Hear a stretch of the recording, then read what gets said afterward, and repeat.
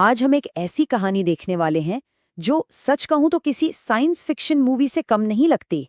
जरा सोचिए, एक एआई बिल्कुल वैसा ही जैसा हम अपने फोन्स और लैपटॉप्स पर इस्तेमाल करते हैं, वो अचानक इतना पावरफुल हो गया कि उसने एक असली रियल वर्ल्ड मिलिट्री अटैक की पूरी प्लानिंग कर डाली।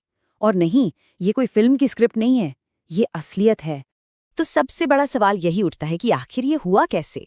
एक प्राइवेट कंपनी का बनाया हुआ एआई जो आम लोगों के इस्तेमाल के लिए था, वो एक इतने खतरनाक और हाई स्टेक मिलिट्री ऑपरेशन का मास्टरमाइंड कैसे बन गया। चलिए इस पूरी कहानी को परत दर परत समझते हैं। बात है फरवरी 2026 की। अमेरिका और इजराइल ने मिलकर ईरान पर एक बेहद सटीक, मतलब एकदम पिन पॉइंट एक्यूरेसी वाला हमला किया। और इस हमले के पीछे का जो सीक्रेट वेपन था, वो था एक एआई जिसका नाम है क्लॉड। तो चलिए सबसे पहले कहानी के मेन कैरेक्टर से ही मिलते हैं। आखिर ये क्लॉड है क्या, और ये दुनिया की सबसे ताकतवर सेना के हाथ लगा कैसे? तो ये जो क्लॉड है, इसे एंथ्रोपिक नाम की एक कंपनी ने बनाया है। आप इसे एक बहुत ही पावरफुल एआई समझ सकते हैं जो मुश्किल से मुश्किल लॉजिक को समझ सकता है और बहुत सारे डेटा को एनालाइज कर सकता है। सीधा सीधा कहें तो ये चैट जीपीटी का एक डायरेक्ट कॉम्पिटिटर है। अब ये सवाल दिमाग में आता है कि दुनिया की सबसे एडवांस्ड आर्मी यानी अमेरिकी पेंटागन को बाहर से एक प्राइवेट कंपनी के एआई की मदद लेने की जरूरत ही क्यों पड़ी। देखिए, हुआ ये है कि एआई की दुनिया में रेस बहुत ही तेज हो चुकी है।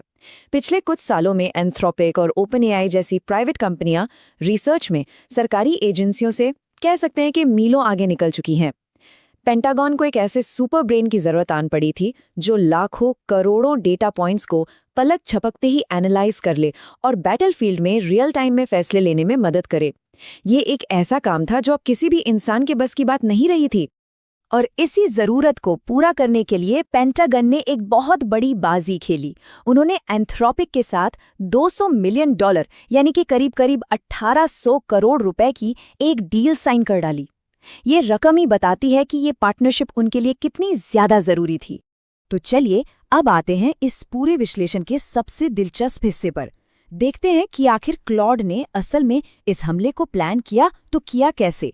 इस पूरे सिस्टम को एक टीम की तरह समझना होगा। इसमें पैलेंटियर वो जासूस था जो हर जगह से जानकारी जैसे सैटेलाइट इमेज, ड्रोन फुटेज इकट्ठा करके लाता था।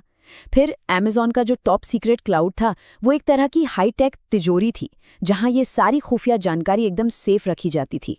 और फिर आता था इस मिशन का असली दिमाग, क्लॉड, जिसका काम था इस सारे डेटा के अंदर छिपे हुए पैटर्न्स और मतलब को समझना।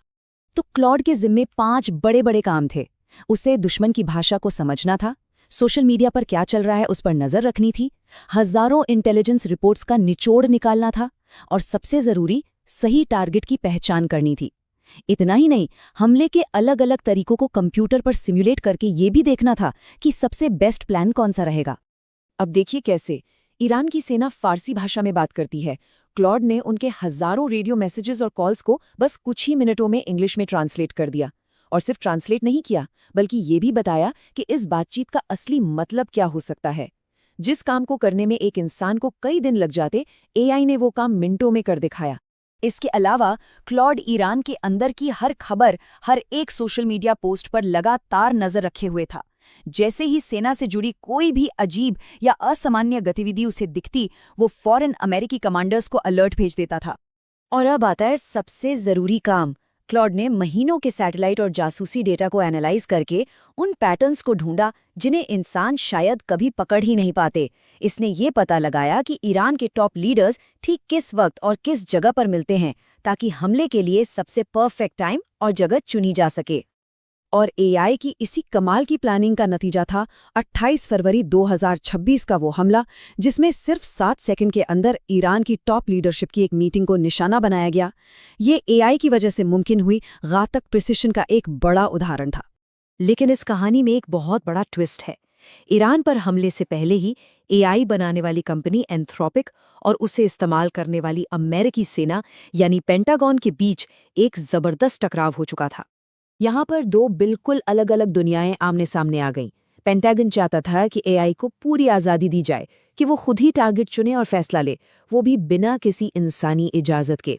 लेकिन एंथ्रोपिक का सिद्धांत एकदम क्लियर था, हमारा एआई एक टूल है, कोई हत्यारा नहीं। किसी की जान लेने का आखिरी फैसला हमेशा एक इंसान के हाथ में ही होना चाहिए। एंथ्रोपिक के लिए ये सिर्फ एक बिजनेस डील नहीं थी, बल्कि उनके उसूलों का सवाल था। उनका मानना था कि जब बात किसी इंसान की जिंदगी और मौत की हो, तो आखिरी बटन दबाने का हक हमेशा एक इंसान का ही होना चाहिए, किसी मशीन का नहीं। तो जब एंथ्रोपिक अपनी बात पर अड़ा रहा, तो अमेरिकी सरकार ने एक बड़ा कदम उठाया। उन्होंने कंपनी को भविष्य के सभी सरकारी कॉन्ट्रैक्ट से बैन कर दिया। ये कंपनी के लिए एक बहुत बड़ा झटका था। अब यहीं आकर कहानी और भी ज्यादा उलझ जाती है। सोचने वाली बात है, अगर सरकार ने कंपनी को बैन कर दिया था, तो फिर ईरान पर हुए हमले में क्लॉड का इस्तेमाल हुआ तो हुआ कैसे? इसका जवाब हमें एआई की इस नई दुनिया की सच्चाई से रूबरू कराता है। एक ऐसी सच्चाई जहां एक बिल्कुल नई तरह के हथियारों की होड़ शुरू हो चुकी है।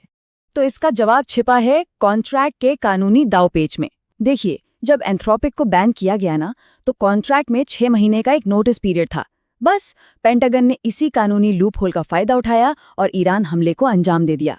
और मजे की बात देखिए, जैसे ही एंथ्रोपिक ने अपने सिद्धांतों के लिए दरवाजा बंद किया, उनके सबसे बड़े कॉम्पिटिटर ओपन एआई ने तुरंत मौका देखा और सरकार की हर शर्त मानकर डील साइन कर ली।